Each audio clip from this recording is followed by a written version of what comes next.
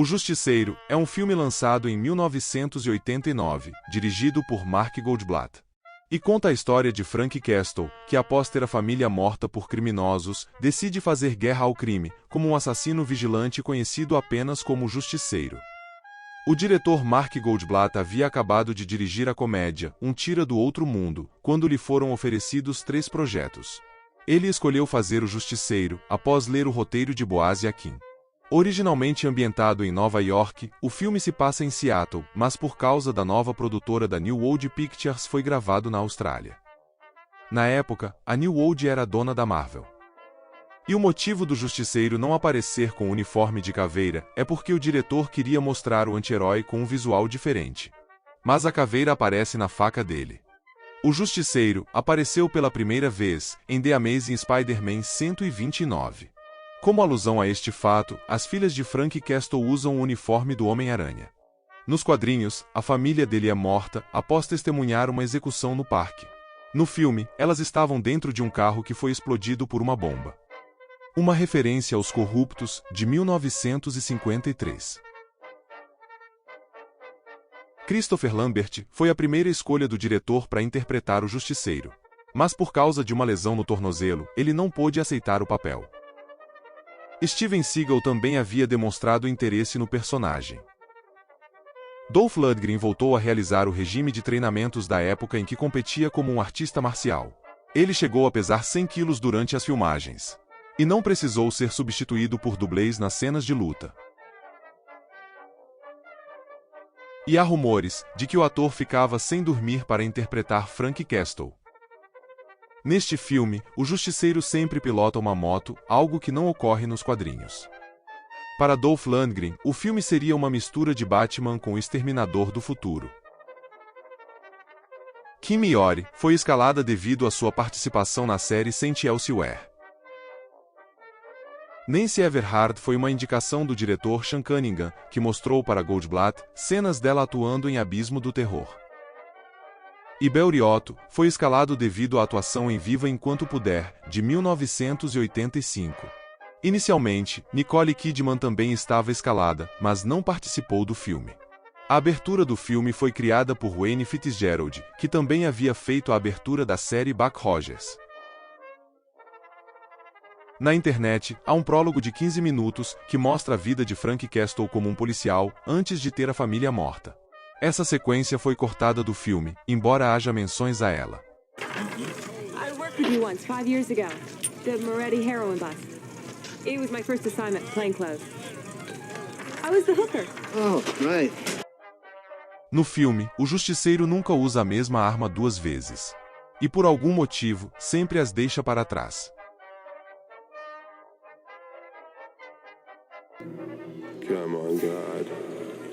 Answer me. For years I'm asking you why. Why are the innocent dead and the guilty alive? Where is justice? Where is punishment? Or have you already answered? Have you already said to the world, here is justice, here is punishment, here in me? Este é um trecho da música Punishment, da banda Biohazard. Now, what do you think you're going to do with that? Play Miss Pac-Man or something? Os combatentes da Yakuza foram feitos por lutadores profissionais de Karate Kyokushin. Kenji Yamaki e Hirofumi Kanayama não falavam inglês e precisavam de um tradutor durante as gravações. O Coney Island Funhouse realmente existe e está localizado no Luna Park, em Sydney. A sequência foi adicionada ao roteiro depois que o diretor Mark Goldblatt passou pelo parque enquanto se dirigia ao set de filmagens. As respostas de Dolph Lundgren na mesa de tortura foram improvisadas pelo ator, que estava tão suado que era preciso interromper a cena para secá-lo.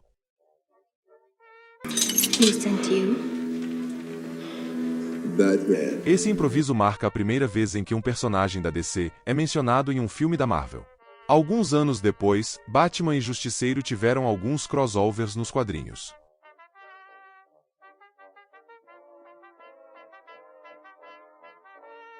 Isso também foi improvisado. Os atores Dolph Lundgren e Louis Gossett Jr. não haviam se encontrado antes, de forma a deixar a cena mais desconfortável. As viaturas policiais são Chrysler Valiants, modelos 76 e 77. 91 pessoas são mortas no filme, sem contar aquelas que morreram por explosões. Só o Justiceiro matou 60. Somando com as 125 mortes que ele já tinha no início do filme, o Justiceiro matou 185 pessoas. There's a limit to revenge. Well, I guess I haven't reached one yet. Há um final alternativo um pouco diferente, no qual o Justiceiro mata Franco com uma facada pelas costas, e depois, ele ensina Tommy a usar uma arma para matá-lo. No final do filme, o Justiceiro questionaria as suas ações, e mesmo depois de ter vingado sua esposa e suas filhas, decide que não iria parar de perseguir criminosos. Faça-os morrer lentamente. Um slogan de Cannibal Ferox, de 1981. Stan Lee achou o filme muito violento. Ao que o diretor do filme disse, o Justiceiro é um personagem violento. Não tinha outro jeito. O compositor Dennis Dreight usou uma pequena orquestra com cerca de 37 músicos para compor a trilha sonora do filme. O filme chegou a ter uma adaptação nos quadrinhos.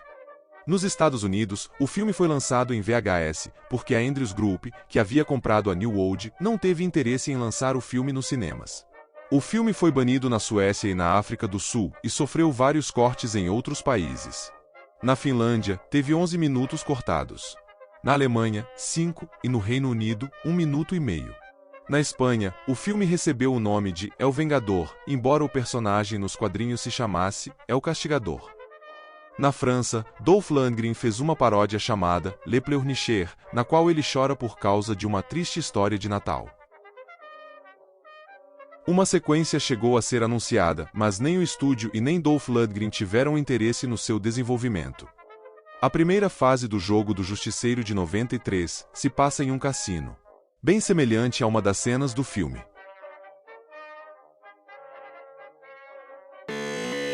O Justiceiro.